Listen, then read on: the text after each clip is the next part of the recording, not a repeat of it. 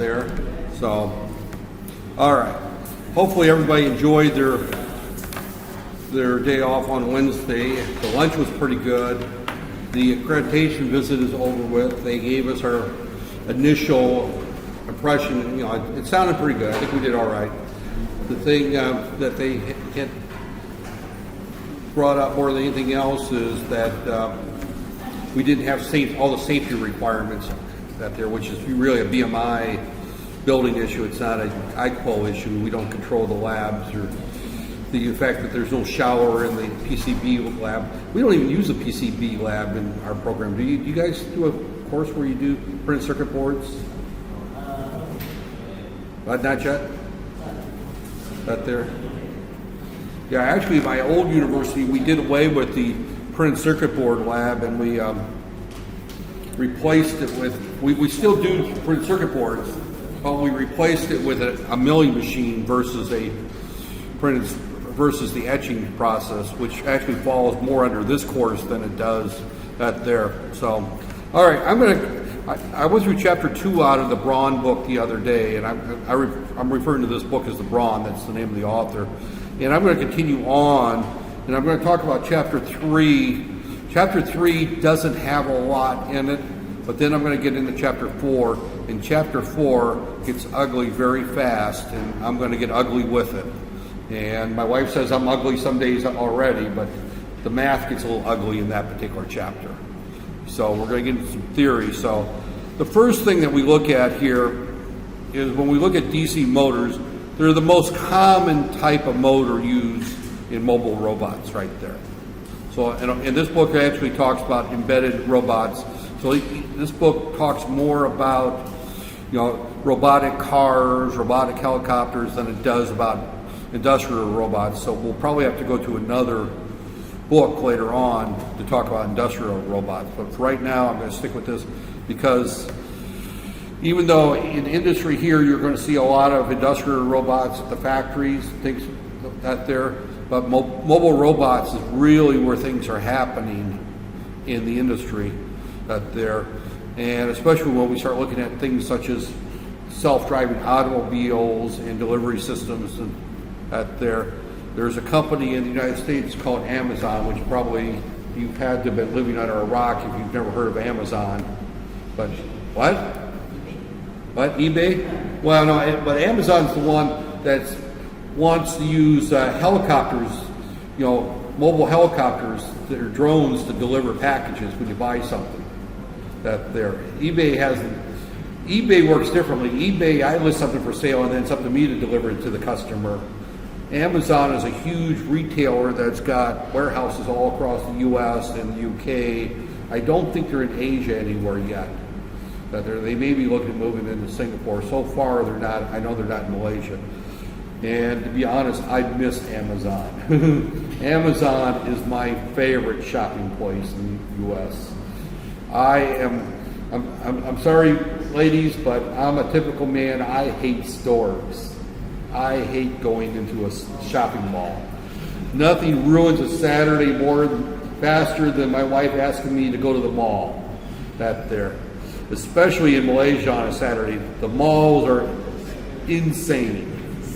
They are insane. Anybody that wants to go to Wanza Walk or One Yuatama or anything like that on a Saturday really needs psychiatric care. That there, they really need to see a doctor if they want to go see go into the mall with those types of crowds. I went to Eon there at Wanza Maju the other day. Actually, I think it was Tuesday. My wife and I went there, and the mall was empty. And I said, "Now, here's the kind of mall I can go to. An empty mall on a Tuesday evening. Yes, I could deal with this, but a Saturday." So, but regardless, mobile robots are definitely the new technology, and we're going to see Google is actually very large in the mobile car business, coming up with autonomous driving cars. And everybody thinks of Google as the search engine, but Google, you know, of course I think Google is the search engine because that's where they started out at. But do I have a plug? Yeah, I have a plug. That's here. So Google started off as a search engine for the internet, and then of course Google is extremely big in the Android world. You know, Google is the owner of Android operating system, and they create a number of apps. And one of the big apps that Google produces is called Google Maps. And I know that in Malaysia, Waze is the big one. I still prefer Google Maps over Waze. Waze's big thing was that it included real-time driving feedback from drivers, but Google Maps has added that recently. So I prefer Google Maps. I think the maps are updated more often. But regardless, I'm going to stick down this path of mobile robots for right now, and then we'll move into the industrial as we go on. So, getting into this discussion, I'm going to talk this hour a little bit about DC motors. And a DC motor, basically, this happens to show a motor with a motor enclosure. This is a DC voltage right here, plus minus right there. The motor turns. This turns our little wheel. This shines our two LEDs right here. We have a couple LEDs to keep that there. This provides our feedback to our controller, telling us how fast this motor is going.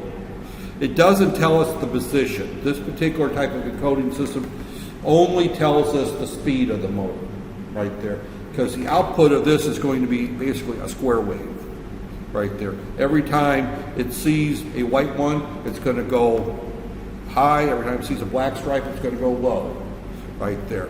And that's what we're seeing that there. And by counting the time from here to here, using a microcontroller and a timing that there, we can calculate the speed of this particular motor right there, which allows us to do feedback. And we'll talk a little bit about more feedback, because this here is what controls the speed of the motor, is our DC level coming out of that there. Now we can control the speed of this motor different ways. The easiest way is to use something called pulse width modulation, where we can then filter it and control the DC voltage that way. We'll talk a little bit about pulse width modulation in the hour. Another way is we can use a D to A converter out of the microcontroller and then amplify that signal in order to get the correct speed.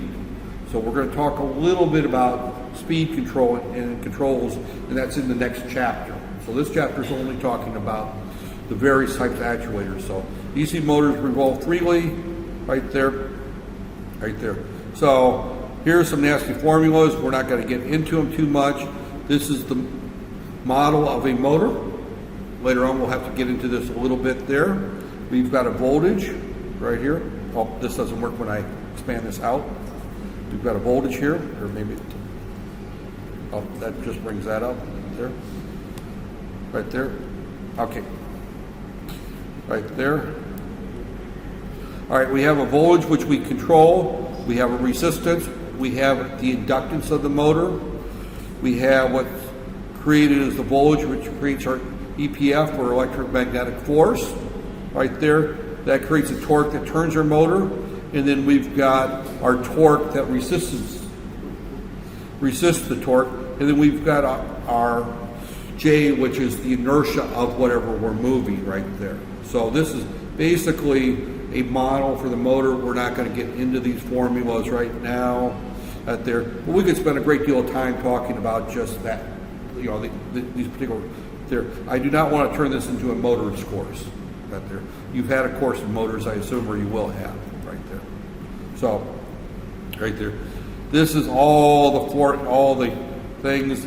The position of the shaft, angular velocity, the acceleration of the shaft, right there, the current through the armature, the applied terminal voltage, the back EMF. The back EMF is what opposes that there, which reduces the current that there.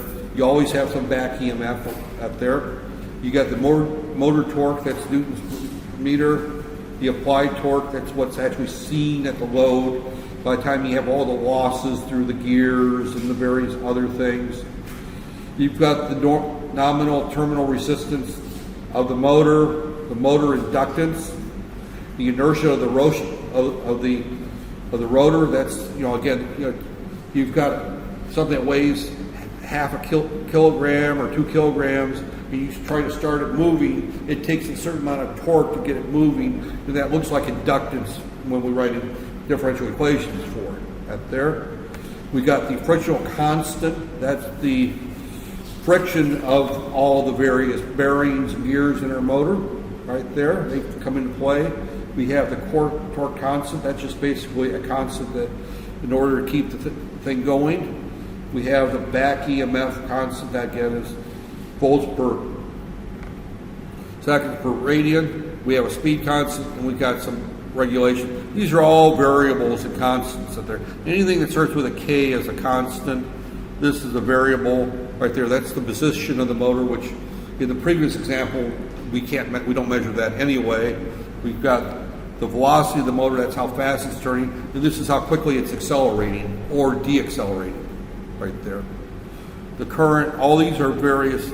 Right there. This is actually a constant right there, and these are actually constants.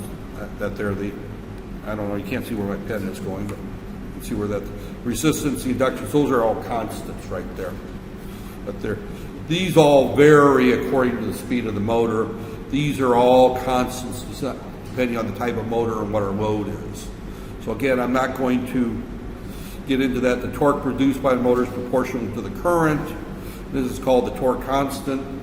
So in other words, if we have 2 amps, the torque produced by that, the power is going to be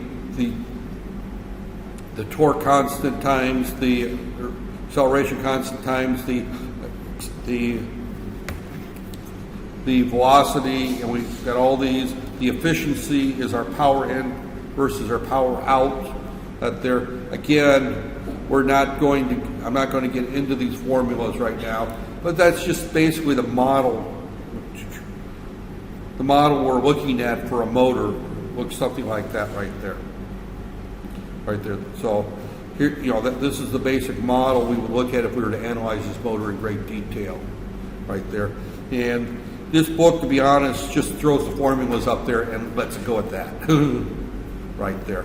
So the formula that we're essentially looking at right here is that our power out is equal to our acceleration times our torque. Our power in is our voltage at the armature times the current through the armature. P is equal to V times I. This is a DC motor, so we don't take any power factor into consideration right there. And we do have a loss. This is a loss. That is the thermal loss based on the resistance of the windings of our motor and the wiring times the current through our armature squared, right there. So, but basically we're ending up with a formula that looks like this right here. The efficiency of a motor is equal to our torque times its times its velocity, right there. This torque of the TA, as you go back and look at that right there, TA is the applied torque. That's as this motor is moving, how much work is it doing? How heavy of a load is it pushing? That there. If a motor is not pushing any load, it's not doing any work. If you take your motorcycle and you put it up on the rear jack stands and you put it in gear and you crank that accelerator up there, how much work is that motorcycle wheel doing? Nothing. The motorcycle's sitting still, right? But as you turn the accelerator and you're going up a hill, this applied torque goes up greatly. So the amount of work is how much torque or how much work is being done times the velocity in which you're going up the hill. So there's a certain load pushing that motorcycle back down the hill. Now, if you're going down the hill, you may actually have negative work there, which there. If you're going at constant speed down the MR2 on your motorcycle, and I don't know how many people ride motorcycles.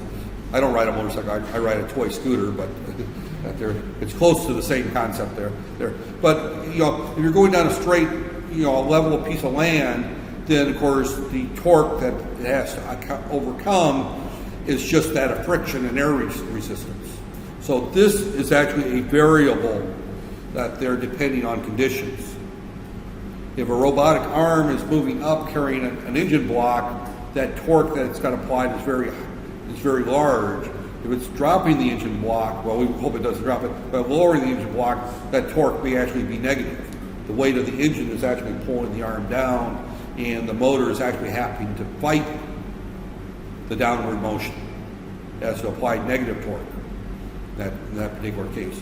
But regardless, the efficiency is just simply the power out, which is the torque that the motor has to overcome, and times it's whatever its angular velocity right there. So, right there. So we get into some more formulas that there, as we look at these things, you'll find that the efficiency is actually a nice bell-shaped curve. It has a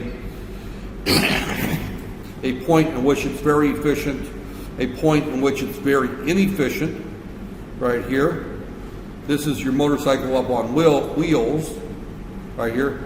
This is your motorcycle that can't make it up the hill, so it's rolling backwards, right there. So, and we got this point here, which is maximum efficiency, right there. So as we look at these curves, ideal is that our torque goes up as our velocity goes down, right there, but that's not necessarily the case, right there.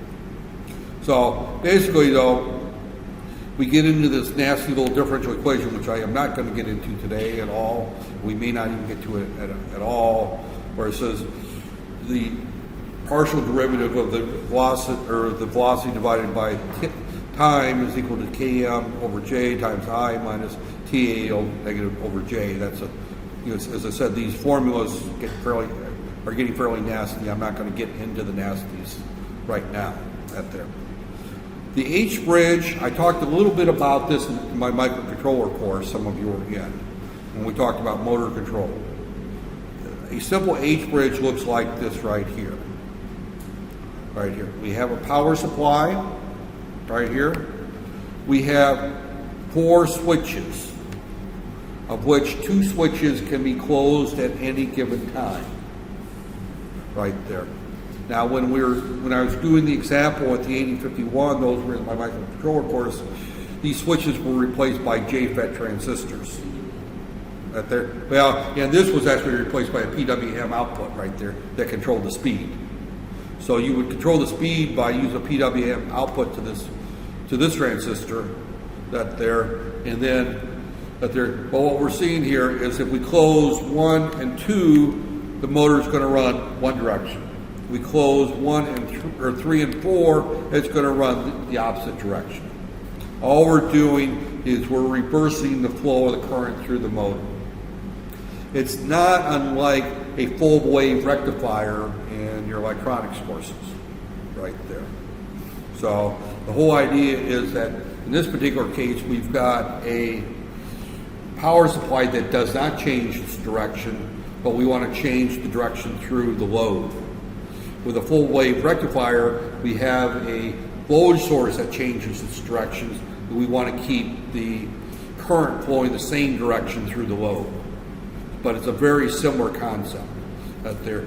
You can only close 2 of the switches at the same time. If you close 1 and 3, you got the same voltage across that there.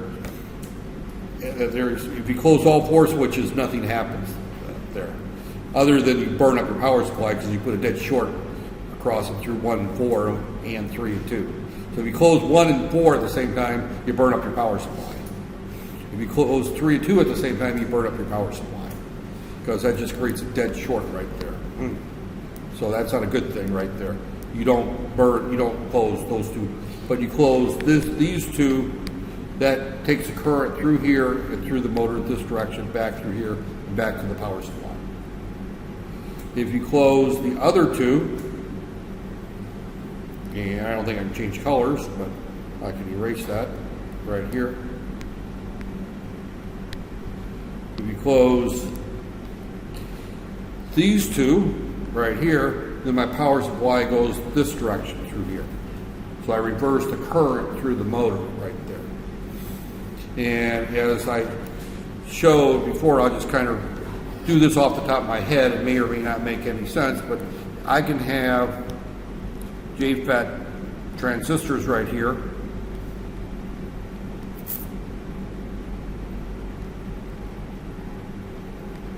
right here, right here. And these are fed by inputs from a microprocessor. This bar here is fed from a microprocessor P through another transistor right here. I'm just going to show a transistor here, right here, where here's my VCC, my voltage right there. And this I'm being fed with a PWM signal, which varies the value of that. That controls the speed, and the inputs of these two will control the direction right there. Actually, this should go to here.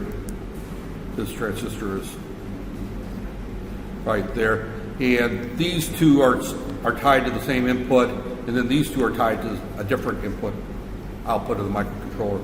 So I close these two I can close, or I can close these two.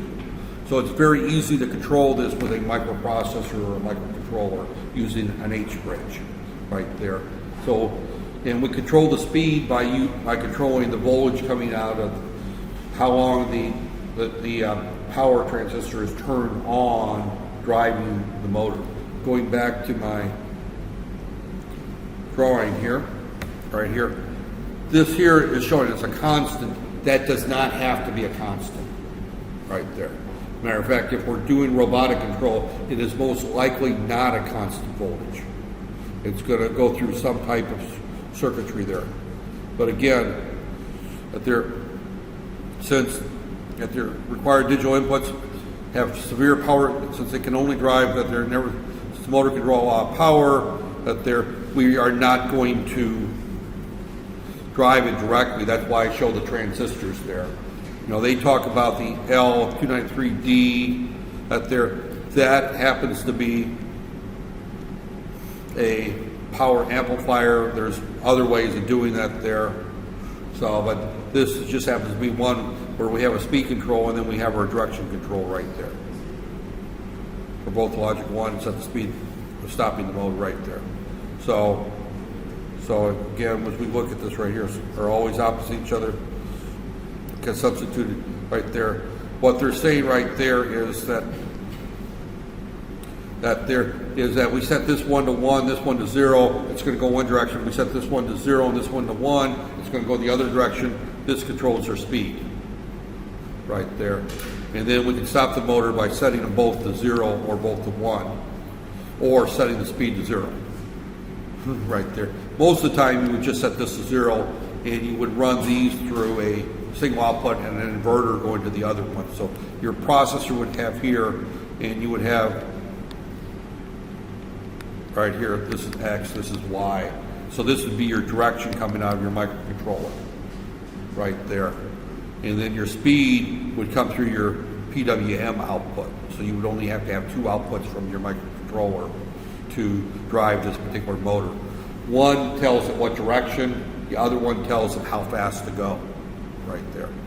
And there's others, you know, is the drawing that I showed last time, and I'm not going to bring it up, I actually showed, you know, using just straight power JFETs right there. So, but we could control our motor very easily using a microprocessor or controller right there. Pulse width modulation is very, very straightforward. Is that we have a signal that's going to have an output that's 3.3 volts or 5 volts out coming from the microcontroller. If we have a very narrow pulse, it's going to look like a very low voltage right there. Because the integral from 0 to t of Vt dt 1 over t is going to be relatively small right there. And if you want to look at it, since this is, normally if we do RMS, which is what most people will do when they calculate motors, RMS, just a review, or maybe some of you have not seen RMS, VRMS is equal to the square root of the square root of the means, which is 1 over t of 0 to t, the voltage squared t dt, right there. That's the RMS voltage. But since we're only talking pulse width modulations, we can take that part away and just use that there. We don't need to square it, because when we take the square root, it's going to equal out. This applies if you have sine waves or non-square waves. But as long as you've got a waveform that looks like this, we can just use that there. And this is our VRMS, or average, right there. Right there. Right there is equivalent to just the, it's just simply the average right there. We can just do it that way. Another formula that's fairly easy is we just take the duty cycle, and I'm just going to write the duty cycle as dW or dC. That there is measured as a percentage from 0% to 100% right there. 0% means that it's 100% off. 100% means it's 100% on. Right? So if we just take that duty cycle, that percentage times, multiply it times our source voltage, that still gives us our equivalent DC voltage right there. So it actually comes out to be the same. This is probably the easiest formula, is that V average is equal to the duty cycle times V max right there. And my handwriting is impossible to read, but it's equal to, I'm going to call this VM right there, the maximum voltage. So our V average is equal to our duty cycle percentage times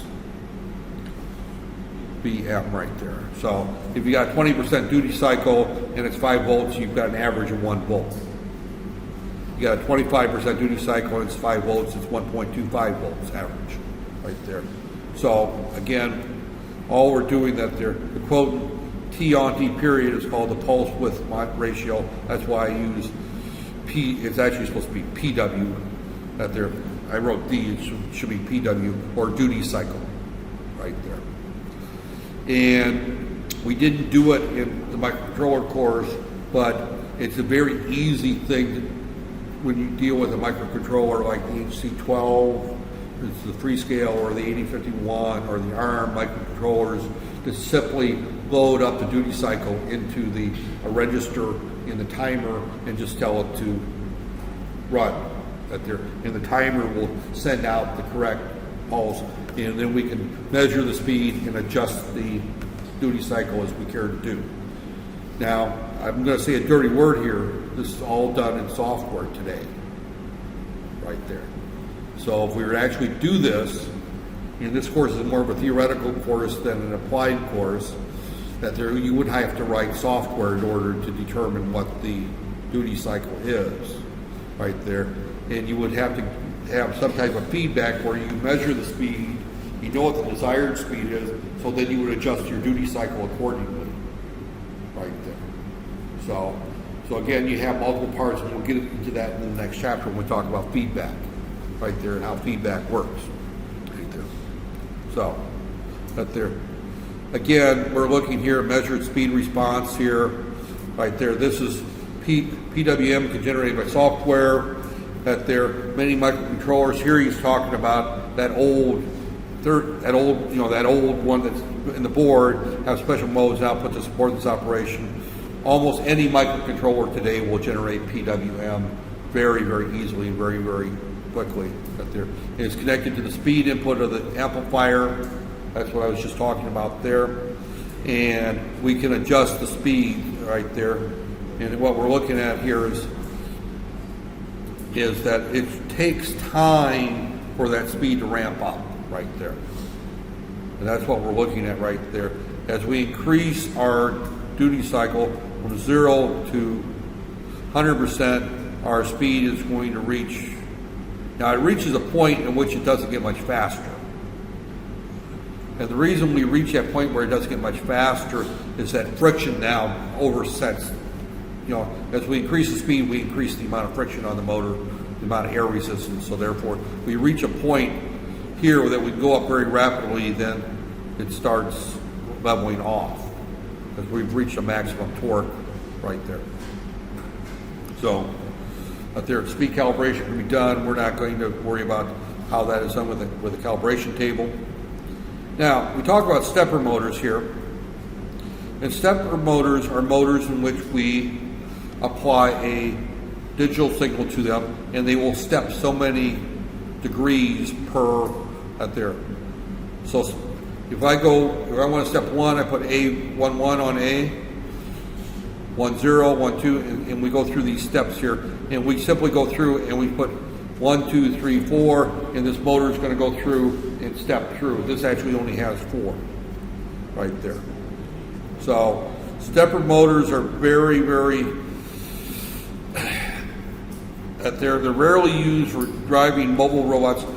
I've used I've worked with systems that use stepper motors for things like positioning satellite antenna. You want to move it so many degrees across the horizon, so you would send it so many steps at their account right there. And they're used a great deal for industrial robots because you can tell it how far to move.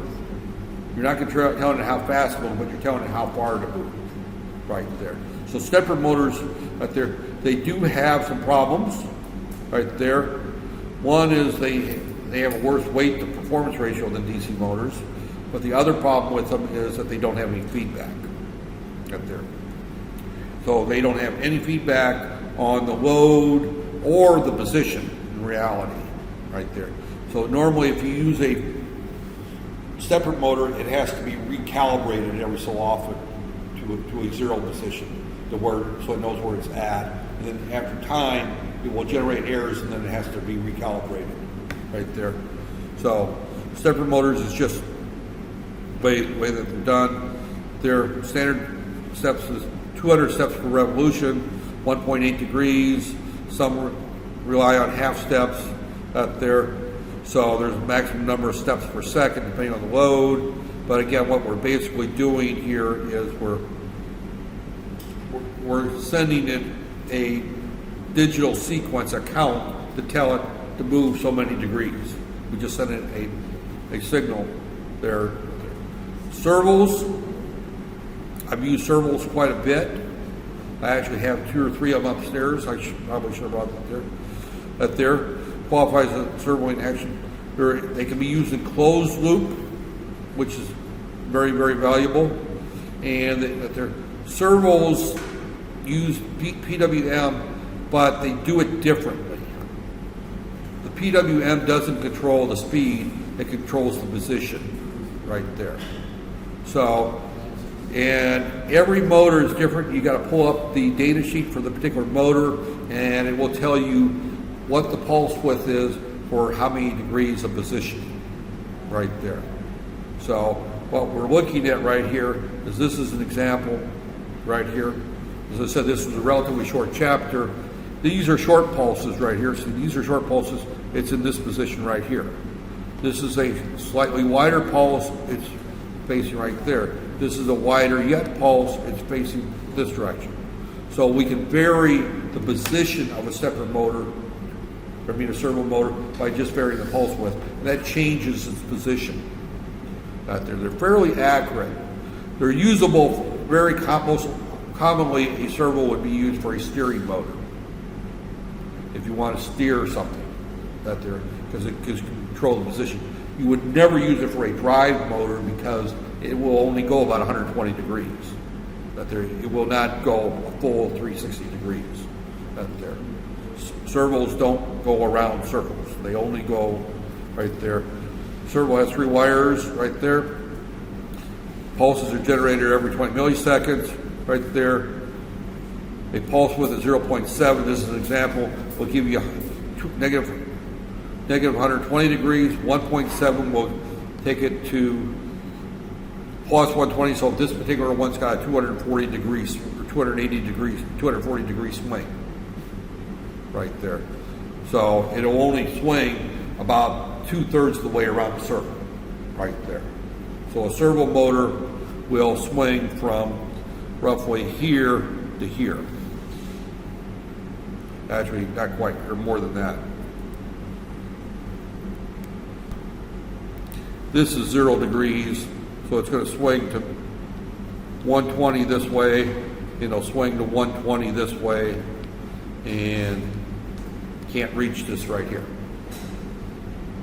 Right there. So it'll go 120 degrees to the left, 120 degrees to the right, and then it can't enter this realm right here. Right there. So it's good for positioning right there. So, but they don't have a lot of torque, so large stepper motors are used for like satellite dishes that are heavy right there. That kind of winds up this chapter. As I said, it's a very fast chapter right there. That's why I'm going to jump into the next one right there. So, control. We have all kinds of controls, and this chapter gets kind of ugly up there. I'm not going to get, today is just kind of an overview. We'll get into more details later on. But we have all type of control. We have to control a motor's current speed in order to control how fast it moves. We won't talk about the positioning of it because we'll not there, but that they're setting a certain PWM sense that there, because PWM will affect the amount of power going to the motor, but the load affects how fast it can go. So applying 70% pulse width going up a hill is not the same as applying 70% pulse width going a flat surface, or 70% going down a hill. So we need to have some way of measuring our speed right there and making adjustments. The simplest one I just gave you was that we had our little wheel with our black and our white wedges there, and then we counted, we got a square wave coming out, right? We use a microprocessor, a microcontroller to count the time from here to here. This gives us the time to go so many degrees. We run it through our software, we calculate. So this time then goes through our software and is proportional to the speed, right? The smaller the time, the faster the motor's going. The quicker these pulses come, it's going fast. If these pulses are long, the motor's going slow, right there. We run this speed through a particular subroutine that makes adjustments, and it's going to look at the desired speed versus the actual speed or the measured speed. I'm going to use VM and VD right there. So we're going to measure the difference between VD and VM. There's going to be some error right there. So the motor's not going the right speed. It's going either too fast or too slow. So we feed this error into an algorithm that's going to then adjust the pulse width right there. So that's what we're essentially doing is to start. We'll get to this table here. We've got a V desired. We've got some type of motor system right there. We're measuring the speed of the motor right there. This is our VM, our measured output, our voltage or our velocity coming out.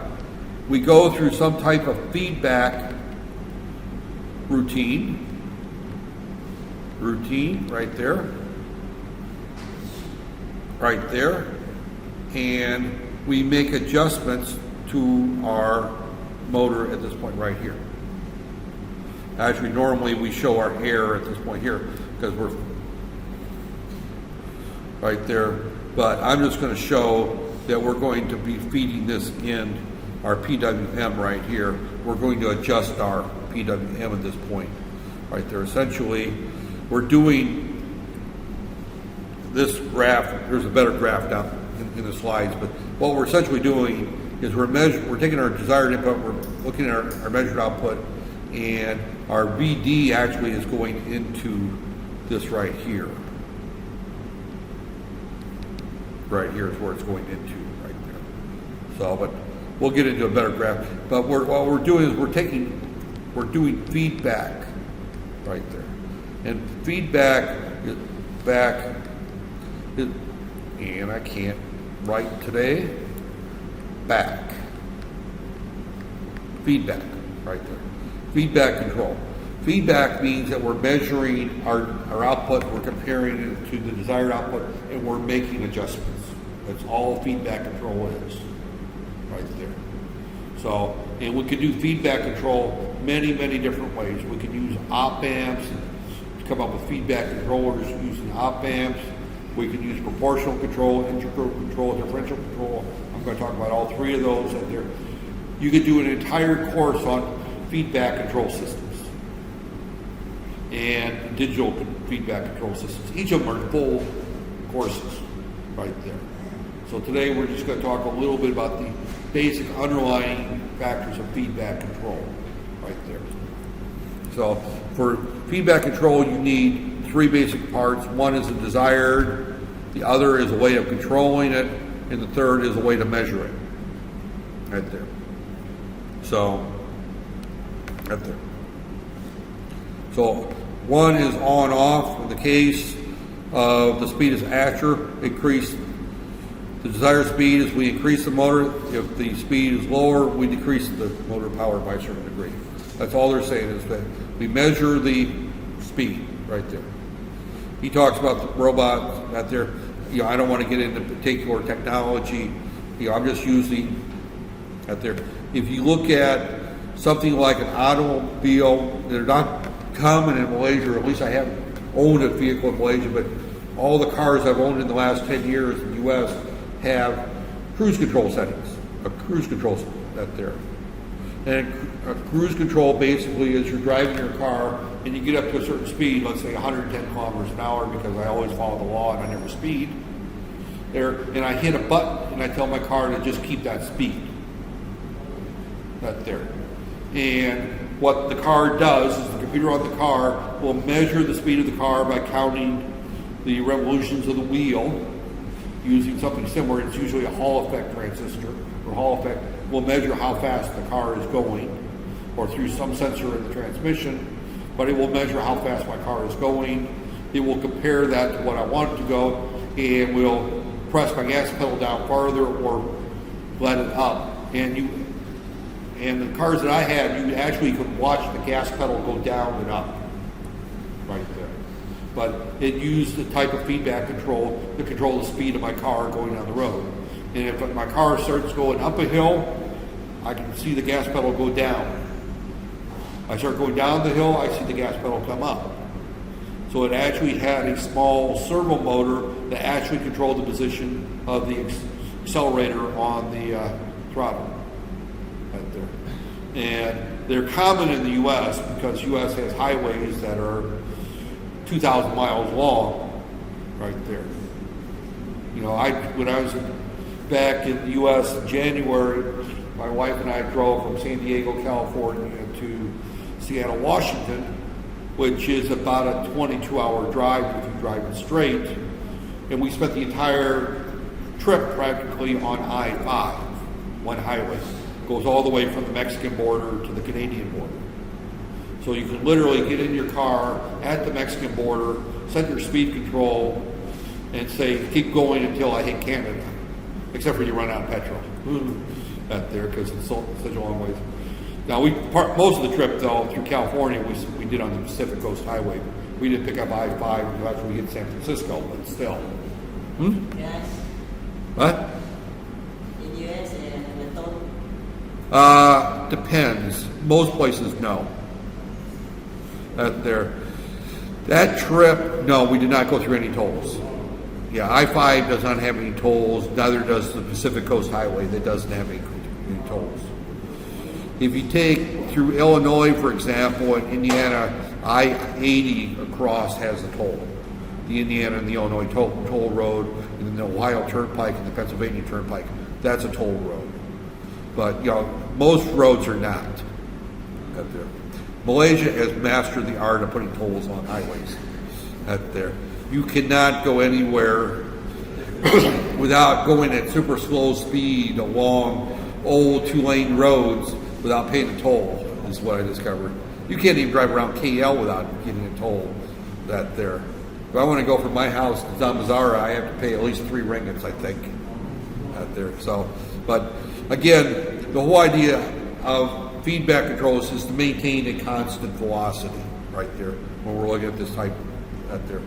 So this here is, again, a better drawing of the more proper drawing of what I tried drawing a few minutes ago from my memory right there. But what we've got here is we've got some encoder measurement, and we feed it back to our subtractor or our feedback loop there. That is fed to our actuator, some constant right there, in order to adjust our throttle or change our pulse width modulation. And then that output is then fed to our motor right here, which then we continuously update this feedback loop right there. So we have that there. Now, in this particular case, we're talking pulse width modulation. So here they're going on, off, bang on there. So now another type, actually pulse width modulation isn't quite this one. This is probably more suited to an air conditioner controller. Right there, this type right here. My air conditioner in my living room or my bedroom, or this air conditioner here, it's set to a particular temperature. Right there. When it reaches this particular temperature right here, it turns on. The air conditioner turns on. The temperature starts to drop. It reaches a certain point, it turns back on again until it reaches this temperature, then it turns back off again, and you get this type of oscillation right there. Now, it's actually going to go kind of like this, then up like that, but you're going to get this on-off out there. So this type of speed, this type of control is not really pulse width modulation, because pulse width modulation is not an on or off out there. You know, it is a constant controller. We're controlling the position. This on-off, I lied when I compared it to pulse width modulation. It's more of the heating, air conditioning type out there.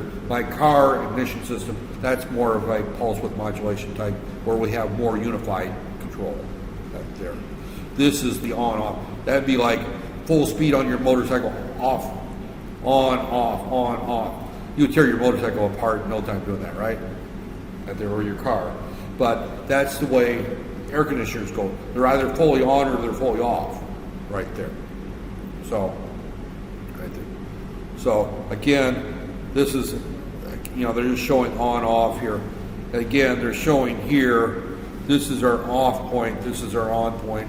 This is actually a heating condition. This is actually heating because the author is from the West, where we tend to heat more than we air condition. I grew up in Minnesota, and a lot of houses didn't have air conditioners because it never got much above 22 degrees in the summertime. But quite often in the wintertime, it might get to minus 40. So you know, so we tended to have furnaces more than we had air conditioners out there. So, and a lot of cars didn't have air conditioners growing up, you know, in Minnesota. So we didn't out there. But again, you had this hysteresis right here. They call this a hysteresis. That's the difference between on and off that you allow. The wider the hysteresis means that usually the more efficient the system operates, because it stays on longer. It comes up to, you know, especially a heater, it comes up to temperature and will heat for that there. So your house might go up to 78 degrees, and then it goes all the way down to 68 degrees, and then back up to 78 degrees. It may have a 10-degree swing there, which is quite annoying if you're a type of person that gets cold or hot easily, right there. So in an ideal situation, you would have a very narrow swing. If you're talking something like the automobile, I can't afford to have my car drop down to 100 kilometers an hour and then up to 110 kilometers an hour, down to 100 kilometers an hour, up to 110 kilometers an hour, 120 kilometers an hour. I can't afford that swing right there. So you have this hysteresis that there. So all systems exhibit some of this swing, this hysteresis right there. And we also have what they call overshoot and undershoot up there, as we get into this in more detail. So, up there, understand the theory. This is the basic theory I talked about. Right here, we write a subroutine to read the encoder data, compute the new output value, and set the new output value right there. So, periodically, low-level control chats runs in the background right there. And I'm not going to get into this code because this code is written for that Motorola processor, and I don't want to get into talking about that there. So this is an example of an on-off controller that they set up this particular controller for. And what they're measuring here is velocity on this side and time. And as you can see, it goes up to here, goes down, up, down, up, down, up, down. And that's typical of any type of on-off controller right there. If we're looking at time, right there.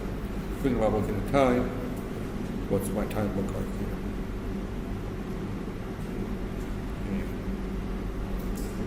Oh, we have another 20 minutes we can talk here easily. That there. Okay. All right, the simplest controller is not always the best. That there, the standard industry standard is called a PID. PID stands for proportional, integral, and differential. Right there, compromises a proportional, an integral, and a derivative control part. They're produced in sections individually and combined in operation. As I said, we could do an entire course on PID controllers. PID controllers are somewhat, we'll see the formula for it, not up there. And I just completely lost where I was at. Here I am, right there. Right here. The simplest is right here. And this is what we're looking at right there, is that we change our speed according to how different than we are from that there. In other words, we don't make drastic moves unless we're very far away. So, in other words,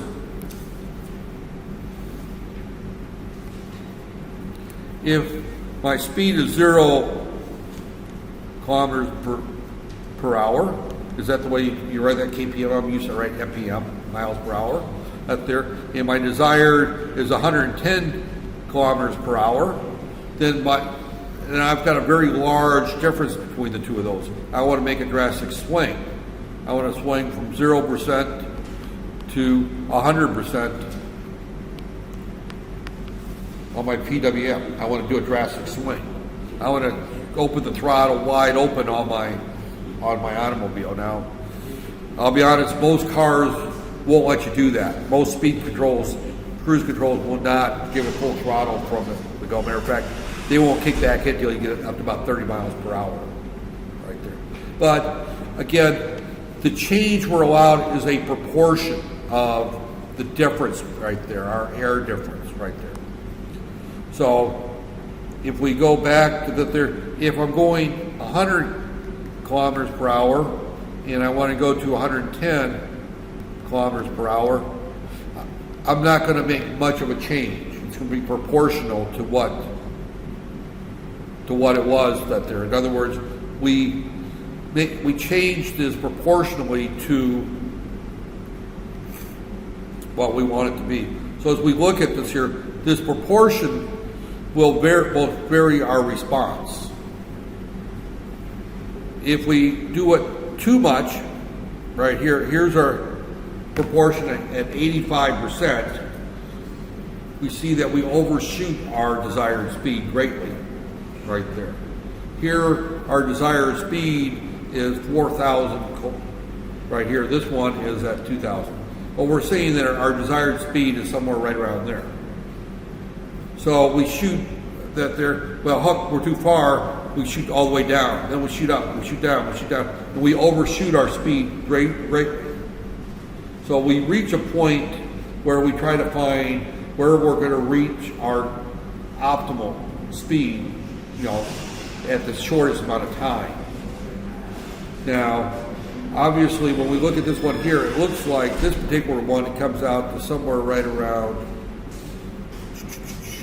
45% looks like about the right level right there. Right there. So if our proportion is too large, we tend to overshoot greatly. If our proportion is too small, then we tend to overshoot or undershoot. We tend to take a long time to reach speed. Right there. So some overshoot is okay. Some is too much. This thing's oscillating all over our speed right there. So, and keep in mind that if there's external factors affecting this can make this really nasty. Right there. Because if you're looking at, for example, a cruise control in your car, all of a sudden, I set it for 60 miles per, I'm going to use miles per hour, 60 miles per hour, and then I hit the cruise control and I tell it to go kick in to go back to 60 miles an hour. All of a sudden I'm going 80 miles an hour, then I'm down to 40 miles per hour, then I'm up to 75 miles per hour, then I'm down to 45 miles per hour. I'm all over the, my car's that there. So you've got to be very careful on this proportion that there. So as you're looking at controlling speed that there, this is the same thing as if our control variable is position that there, and I want the steering wheel to be pointing in a certain direction. I don't want it to swing this way, then swing this way, then swing this way, and go all over the place. I want it to go to the correct steering. If it overshoots a little bit and it comes back, that's okay. But if it's overshooting a great deal, then that's a problem. So we've got this particular problem. This is a step response for a proportional controller right there. And I should also point out that this is also affected greatly by changing loads. Matter of fact, a change in load is what usually causes a change in speed, which requires a change in the voltage to our motor, right there. So I'm going down a hill, and believe me, if you drive from California to Washington State, you go through some mountains. You go through some nasty mountains. So you're going down 17, 18% grades. You hit the bottom of the mountain, you're going up a 17% grade. You hit the top of the mountain, all of a sudden you're going down a grade right there. So every time I hit a mountain valley, I don't want my speed going all over the place. I want it to stay relatively constant right there. So we vary our type of speed, our controllers to vary that. So proportional controllers are cheap and easy. All we do is set a pot in there and we can adjust them accordingly right there. They are not always the most optimal right there. But this simply says the formula for the controller is our proportional control times our desired voltage times our actual voltage right there. This is our error signal right there. So we simply run this through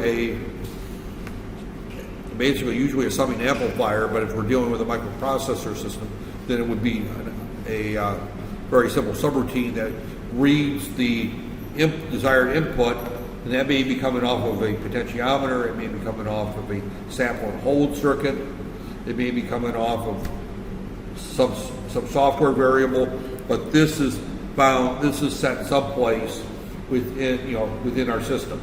We have a desired speed. If we're talking temperature of a room, for example, right there, we want to keep our temperature. We have a variable heating system right there, or a variable cooling system. We'll say that our air conditioner is one that does not have to operate at 100%, that can operate between 100% and 50% or 60 or 40%. In other words, we can vary the amount of cold air that's being produced out of our air conditioner right there. So we look at the difference between what we want to be and where we're at, and we adjust that accordingly. If we do it on-off, we get that up-down motion there. If we use proportional, then we're going to get, and by the way, if KP is 1, it's the same thing as on-off, right there. That's why when we look at this right here, this, it does steady out, but it does resemble the on-off to a degree. So that's the proportional controller. The integral controller is rarely used alone. It's almost always used with a proportional. And what it looks at is it looks at the steady state error. Now, if you look at this one here, you notice that this here, our actual speed levels off at about 44,000 RPM or ticks per second is what this one here is. If we look at this one here, it never quite reaches our 4,000.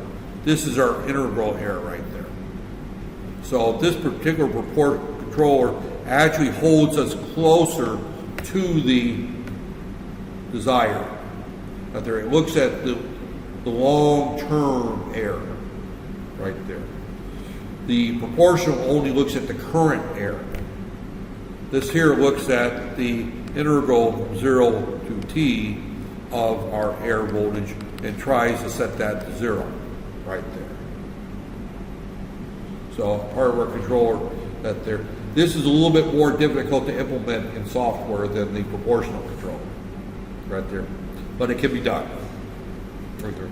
It's a little bit easier with op amps. There's designing a differentiator and integrator with op amps is fairly straightforward. Most of the time when you look at feedback control lectures, and I've taught feedback control, it's usually in the analog world where we're using op amps, and we're usually working in the Laplace domain that there. So this course I'm opting to try to keep our calculus level to a minimum, so I'm not going to work in the Laplace domain that there. So that there. But again, we're looking at that there. But here our formula is right here. Notice this additional term right here. Right there. This is 1 over t times the integral from 0 to t et dt. Right there. And this actually happens to be another constant is what this happens to be. This is our proportional constant, and this is our integration constant right there. So actually, right here, so we can receive independent additive terms.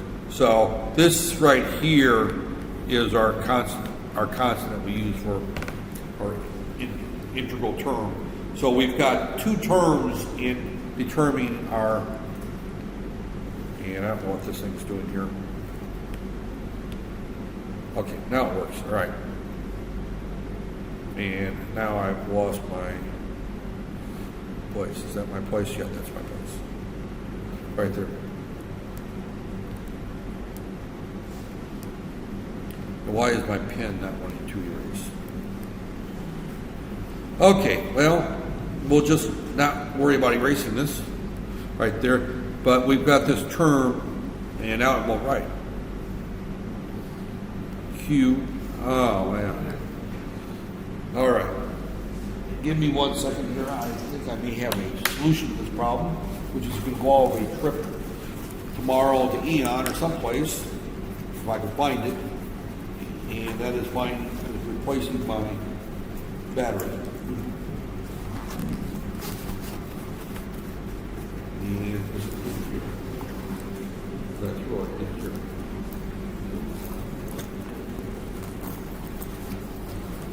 Well, maybe I won't. There, this one. Ah, here we go.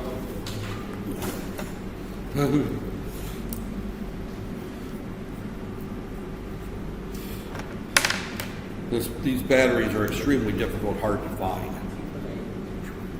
4A. 4A. Can you catch?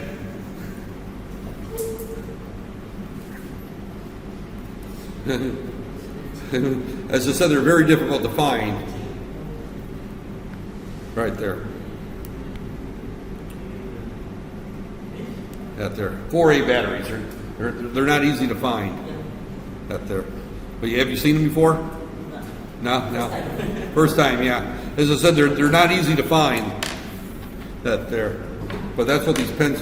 Harvey Norman sells them because they sell this computer, so. Out there. Okay, but getting back to here, this is a constant just as this is a constant that we can vary right there. So we've got, this is our integral term right there. We've got two terms when we look at this right here. And what we're looking at right here is that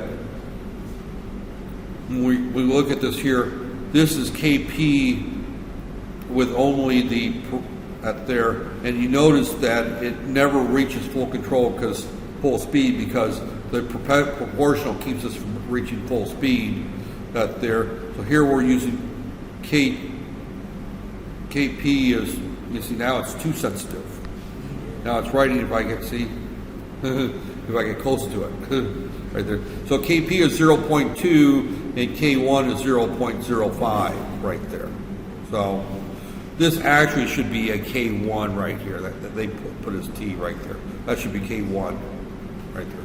But again, what we're looking at right here is that right there K is equal to that. So we end up with those particular terms right there. Now, this gets into how you would do it in software, where we come up with a software integrator where we do that there. When you took calculus, did you ever hear something called Simpson's rule? You know, anybody know what I mean by Simpson's rule? It's a way of doing integration by doing sampling and multiplying by the width. But what Simpson's rule is basically, if I want to find the integral of, say, this signal right here, I would divide it up into little squares right there. And I would then add up the width of each square times its height and add those all up in order to find the integral numerically right there.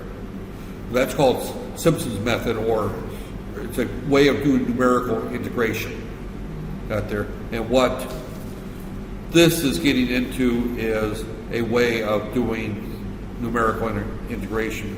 This is only doing it for two values, but if you wanted to be more accurate, you would do it for 5 or 6 values or however right there. But this is a way of doing a discrete, replacing the integral with the sum using the trapezoidal rule, which is another way of saying Simpson's rule. It's called trapezoidal integration right there.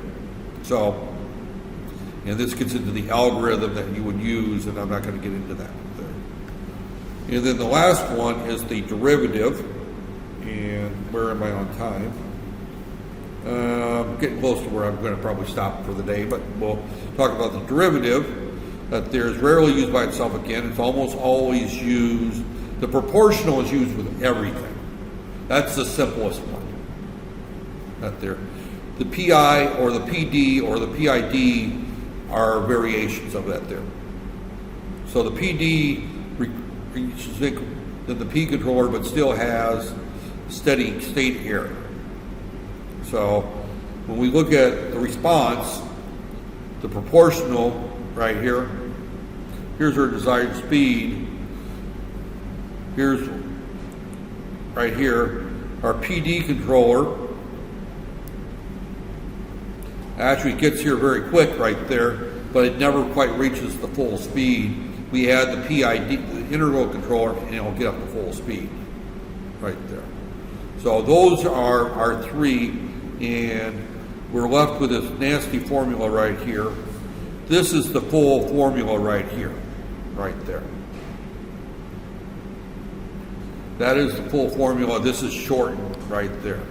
But our corrective signal, this is our signal that we're going to use to correct, is equal to our Kp, our constant, proportional constant, times our error signal, plus another constant times the integral of our error signal from 0 to t, plus another constant times the derivative of our error signal. Now remember, the derivative is the rate in which it's changing, right there.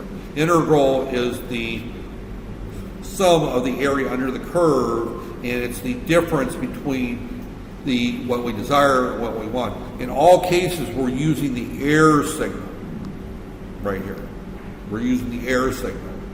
The error signal is the difference between ET, and now it's even worse, is equal to, this is actually, I'm almost happier with the dead battery out there. It may be changed for a new tip too, but it's equal to the air is equal to the difference between the desired output and the measured output. So we base all these feedback control loops on the air signal right there. Now, again, things that will cause the air signal to change will be a change in environment. I open this window, the temperature in this room shoots up 30 degrees relatively quickly. All of a sudden I've hit my system with a step out there. I'm driving my little electric car and I hit a hill and I'm going up, I hit it with a change in load. Or I change the desired. I walk over to the thermostat, there's not a thermostat in this room, and I change it from 23 to 18. So now I've changed my desired. So either the measure can change by a change in load, or the desired can change by a change in desired output.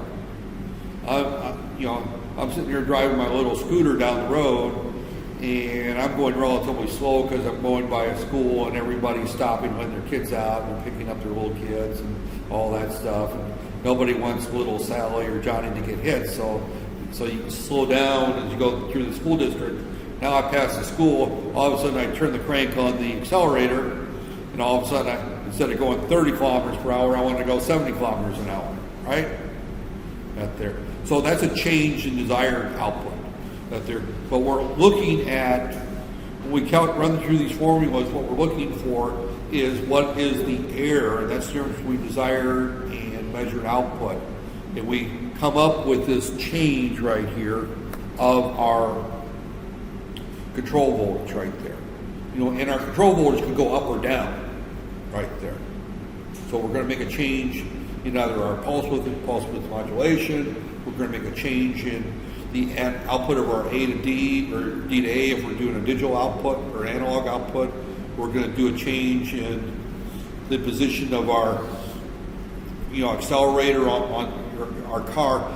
All those changes are going to be based on the air signal, not the desired or the actual measure, but it's the air that we're looking at. This whole lecture is not limited to robotics, by the way. This is fundamental engineering theory on feedback control out there. This is the 1 hour version of, actually probably the 30-minute version of feedback control introduction right there. Have you guys had feedback control in any of your other courses up to this point? Control systems, all right. So you guys are spending a lot more time than this on controls out there. So I don't know, did this lecture hurt or help that there? Did that make it more confusing or less confusing? What? What's that? That's confusing? Is this less confusing? That there? But what I'm trying to do is I'm trying to take this whole concept of control and simplify it into what we're doing here, because control system feeds back into robotics. And as I said in lecture 1 or 2, robotics covers a huge range of engineering fields, and control systems is a major part of that. That's why I went through an entire hour on control systems. I don't think there's anything else. PID parameter tuning, this is getting into the details. We'll talk about that next week. I think I'm going to stop at this point there. This is a good place to stop because we've covered all the various types of controllers right there. And I'm right at my hour and 15 minutes anyway, right?